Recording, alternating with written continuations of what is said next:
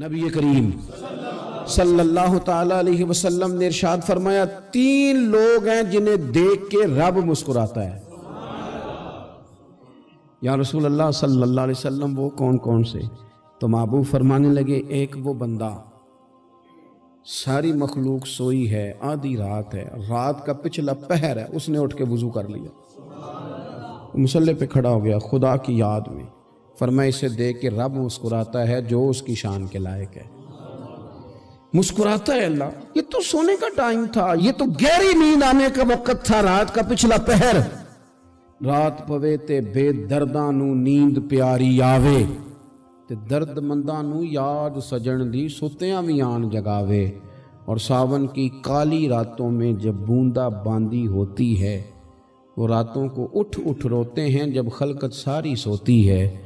اللہ مسکراتا ہے۔ اور سننا میرے بھائی، میرے نبی پاک صلی اللہ تعالی علیہ وسلم فرماتے ہیں جب مسلمان نماز کے لیے صفیں بناتے ہیں نا، ترتیب لگ رہی ہوتی ہے، اب اللہ کی بارگاہ میں کھڑے ہوں گے، قیام کریں گے، رکوع کریں گے، سجود کریں گے، فرمایا جب مومن صفیں بناتے ہیں تو رب دیکھ کے مسکراتا ہے، مسکراتا ہے۔ کمال ہو گئے عروج بندگی کا، جب بندے کو دیکھ کے رب مسکرائے، خدا بندے سے خود پوچھے بتا تیری رضا کیا ہے، مسکراتا ہے۔ اور میرے نبی پاک علیہ السلام فرماتے ہیں جب مجاہد جہاد کے لیے صفیں سیدھی کرتے ہیں، آج تو یہ رب کے نام پہ مرنے ہی آ گئے، یہ صفوں میں کھڑے ہوں گے، ترتیب سے لڑیں گے، ترتیب سے گلا کاٹیں گے کافروں کا یا شہادت لیں گے۔ فرمایا جب جہاد کے لوگ صفیں بناتے ہیں تو رب انہیں دیکھ کے مسکراتا ہے۔ کتنے نصیبوں والا وہ بندہ ہے جسے دیکھ کے مسکرا دیا۔ او یار کبھی تیرا بیٹا تیرے سامنے مسکرائے نا چھوٹا تو تیرا دل باغ باغ ہو جاتا ہے۔ تیری ماں بیمار کسی ایک دن صحیح طرح ہنس پڑے تو طبیعت خوش ہو جاتی۔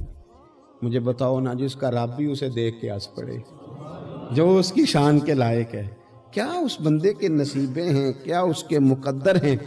آپ اس مقام پر اپنے آپ کو لائیں۔ اب دیکھیں نا یہ حدیث آپ نے سن لی، اب ہم نے نا اس طرح صفیں نہیں بنانے جس طرح ساری دنیا، اب ذرا صفیں بھی شوق سے بنائیں گے، اب ذرا تھوڑا سا شوق پیدا کریں گے۔ بھئی یہ تو میں وہ کام کرنے لگا ہوں جسے دیکھ کے رب مسکراتا ہے۔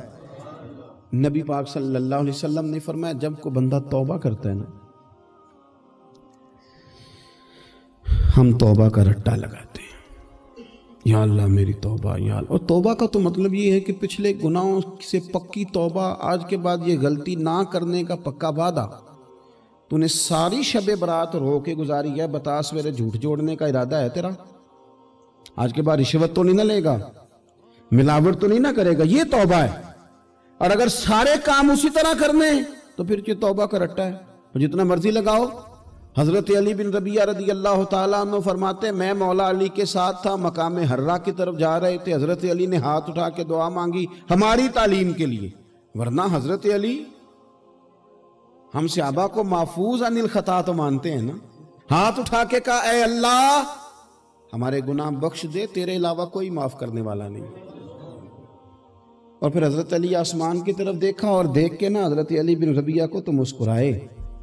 حضرت علی بن ربیعہ کہنے لگے حضور مسکرائے کیوں ہو؟ فرمانے لگے ایک دن میں حضور کے ساتھ اسی طرح آیا تھا، اسی طرح حضور نے دعا فرمائی تھی ہماری تعلیم کے لیے، اور پھر حضور مجھے دیکھ کے مسکرائے تھے اور فرمایا جب کوئی بندہ رب کی بارگاہ میں اس طرح استغفار کرتا ہے تو رب مسکراتا ہے، اور مسکرا کے فرماتا دیکھ لو میرے بندوں کو پتا ہے کہ میرے علاوہ معاف کرنے والا کوئی نہیں، انہیں پتا ہے، تم اس کی بارگاہ میں رجوع تو لاؤ، آؤ تو صحیح دو آنسو لے کر۔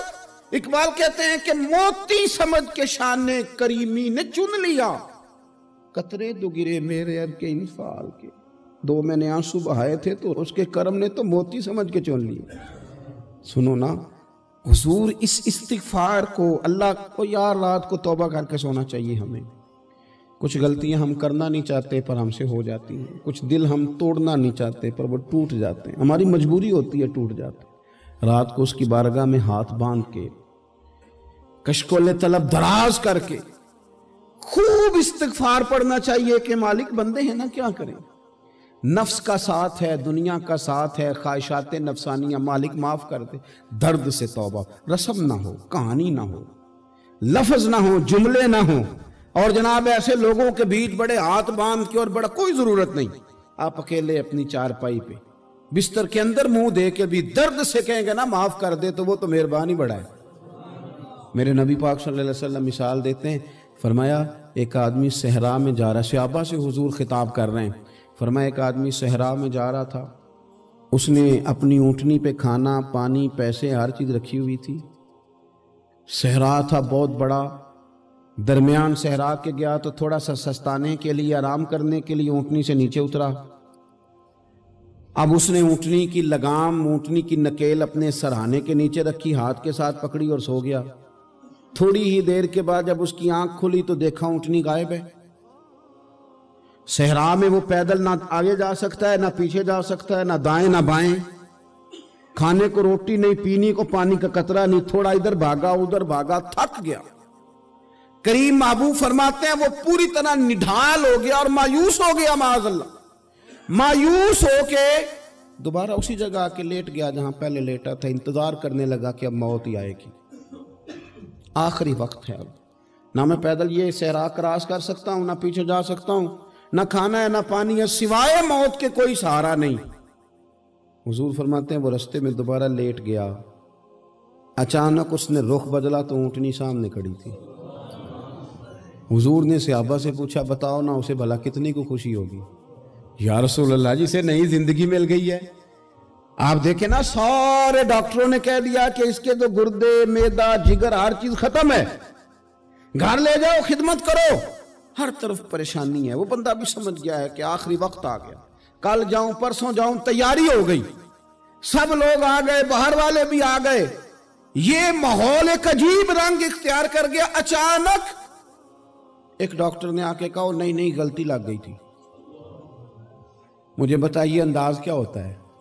بغیر دوائی کے بندہ اٹھ کے کھڑا نہیں ہو جاتا، میں تو بچ گیا ہوں۔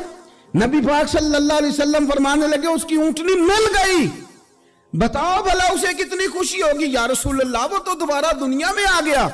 حضور فرمانے لگے اسے کچھ بھی خوشی نہیں ہوئی۔ جب کوئی رب کا گناہ گار بندہ آ کے توبہ کرتا ہے، رب کو اس سے کئی گنا زیادہ خوشی ہوتی ہے۔ میرا بندہ آ گیا ہے، میرا بندہ آ گیا ہے، میرے گھر آ گیا۔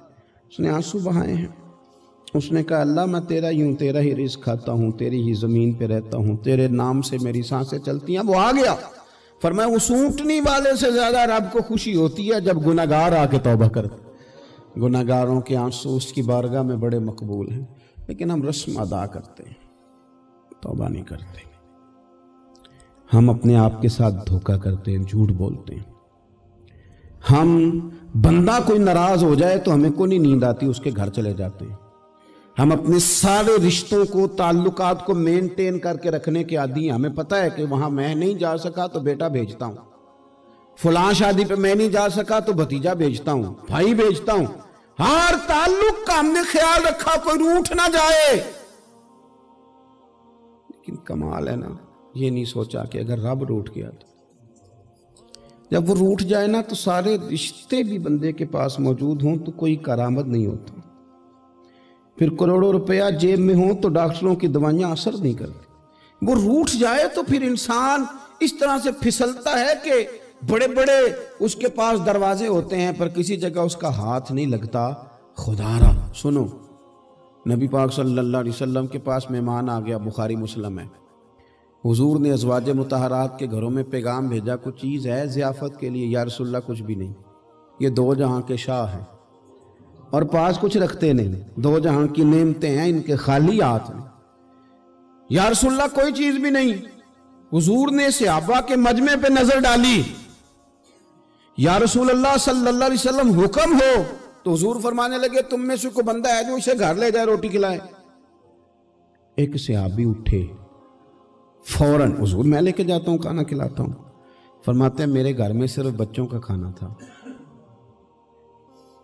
یہ نہیں کہ فریزر بھرا ہوا ہے نعمتوں سے، صرف بچوں کا کھانا، یہ نہیں کہ کسی کو دیکھ کے اپنی ہنڈیا پہ برتن دے لیا، صرف بچوں کا کھانا۔ کہتے ہیں گھر گیا، بیوی سے کہا کیا کیفیت ہے؟ کہنے لگی بچوں کی روٹی ہے۔ میں نے کہا بچے سلا دے،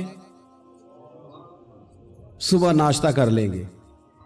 تو کہنے لگی آپ کیا کھائیں گے؟ تو میں نے کہا نہ میں کھاؤں گا نہ تو کھائے گی، مہمان جو نبی پاک کا ہے